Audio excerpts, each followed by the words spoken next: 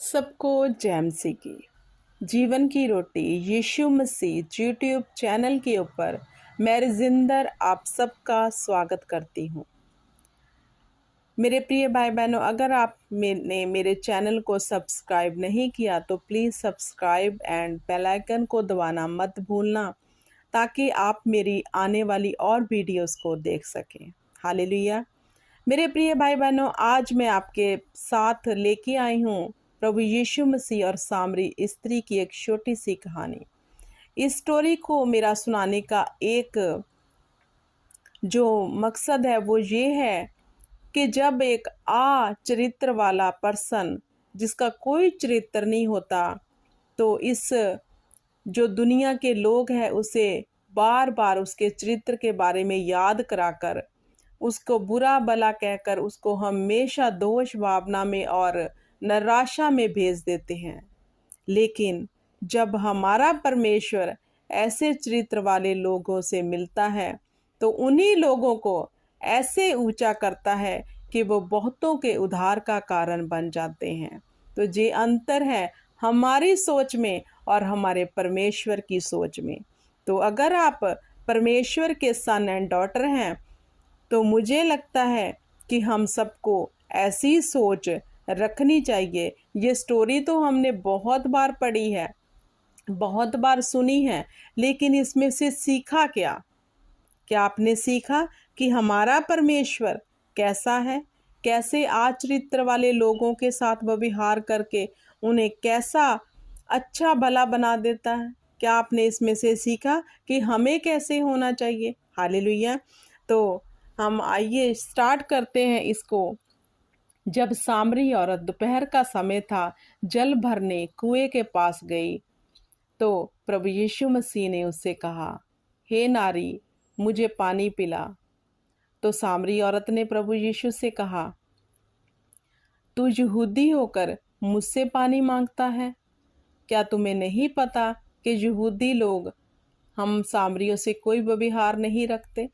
क्योंकि उस समय मेरे प्रिय भाई बहनों, ऐसा समा था कि यहूदी लोग सामरियों से कोई व्यवहार नहीं रखते थे, किसी लेन देन में किसी भी तरह का। तो प्रभु यीशु मसीह ने कहा, अगर तू परमेश्वर की महिमा को जानती तो तू जानती जो तुझसे जल मांगता है वह तुझे जीवन का जल देता है। स्त्री ने कहा, हे प्रभु, तेरे पास जल भरने को तो कुछ है ही नहीं, कुआं भी गहरा है, तो फिर वह जीवन का जल तेरे पास कहाँ से आया?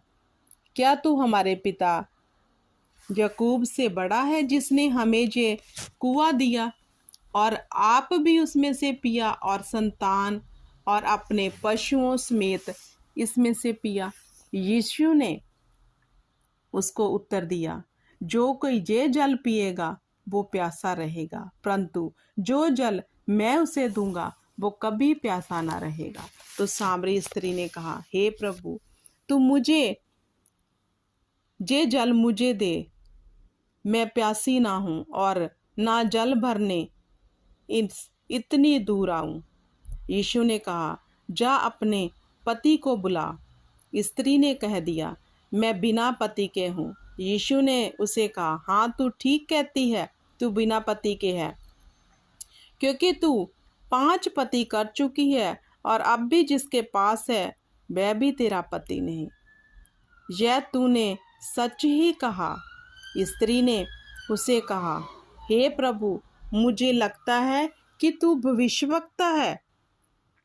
हमारे बाप दादों ने इसी पहाड़ पर आराधना भक्ति की है, इन पहाड़ पर आराधना की है। तुम कहते हो वह जगह जहाँ आराधना करनी चाहिए यरूशलेम में है। यीशु ने उससे कहा, हे नारी, मेरी बात का विश्वास कर कि वह समय आता है कि जब ना तो पहाड़ पर पिता की आराधना होगी ना यरूशलेम में। तुम जिसे नहीं जानते उसकी आराधना करते हो, लेकिन मैं जिसे जानता हूँ उसकी आराधना करता हूँ, क्योंकि उद्धार यहूदियों में है, परंतु वह समय आता है, वरन अब भी है, जिसे सच्चे भक्त पिता को आराधिक चाहिए, सच्चाई से आराधना करने वाले। मेरे प्रिय भाई बहनों, परमेश्वर जब वो सामरी स्त्री से ऐसे बात कर रहे थे कि खुदावंद आज भी ऐसे आराधकों को ढूंढता है जो सच्चे मन से आराधना करें। हालेलुया। सामरी औरत उसकी बात को सुन रही थी, और जब सामरी औरत वहाँ से गई तो आपको पता है तब क्या हुआ।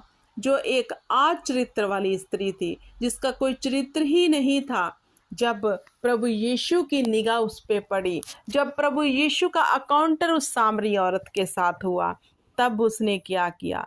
अपने उसी मोहल्ले में, उसी नगर में जहाँ उसको कोई इज्जत नहीं मिलती थी, जिस नगर में उसको कोई इज्जत नहीं देता था, वो अपवित्र थी, उसी नगर में उसने प्रभु यीशु मसीह का जाकर प्रचार किया, खुशखबरी दी कि देखो वहाँ पर एक भविष्यवक्ता है जिसने मेरे विषय में सब कुछ बता दिया, जो जो मैंने किया है। हालेलुया।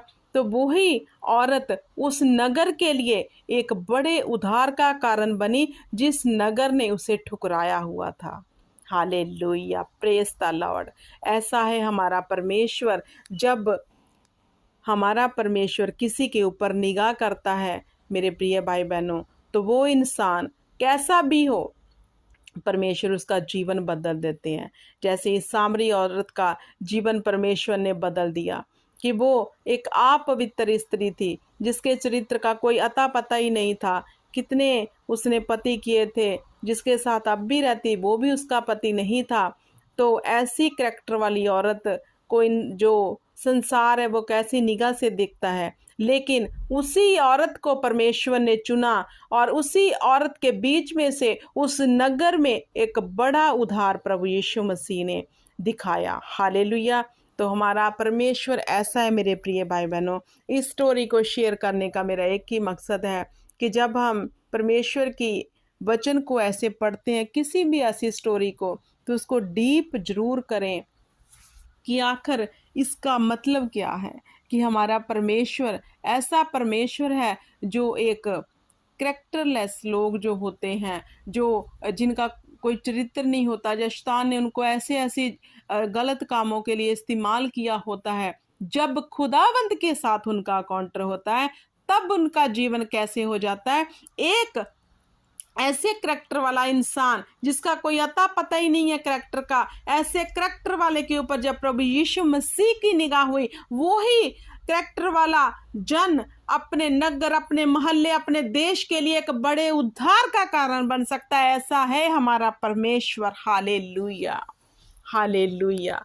तो हमें सजदा करना चाहिए परमेश्वर के आगे, झुकना चाहिए कि हम ऐसे परमेश्वर को मानते हैं जिसने हमारी वदियों को, हमारे ऐसे गलत कामों को ऐसे हाइड कर दिया। खुदा ने कहा कि मैं तेरे पापों को बर्फ के समान सफेद कर दूंगा, याद भी नहीं करूंगा, अपने पीठ के पीछे फेंक दूंगा। तो ऐसा है हमारा परमेश्वर। उसने हमें उजियाले में ले आए, वो उसने हमें बड़े लोगों के लिए इस्तेमाल करना शुरू कर दिया। हालेलुया। क्या आप ऐसे परमेश्वर को धन्यवाद नहीं देंगे? क्या आप ऐसे परमेश्वर के आगे झुकेंगे नहीं कि खुदावंद तू हम पर भी निगाह कर, जैसे सामरी के ऊपर की, जैसे तूने उस औरत को उसी नगर में, जिस नगर में वो नकारी हुई थी, ठुकराई हुई थी, उसी नगर के लिए तूने उस सामरी को इस्तेमाल किया, हमें भी कर खुदावंद खुदा। तो वो जरूर करता है हमारा परमेश्वर। वो जोरावर है, वो महान परमेश्वर है। हालेलुया। परमेश्वर आप सबको इस वचन के बीच में से बड़ी बरकत दे, बड़ी आशीष दे, और ये वचन आपके जीवन में बड़ा प्रतिफल लेके आए। सबको जय मसीह की।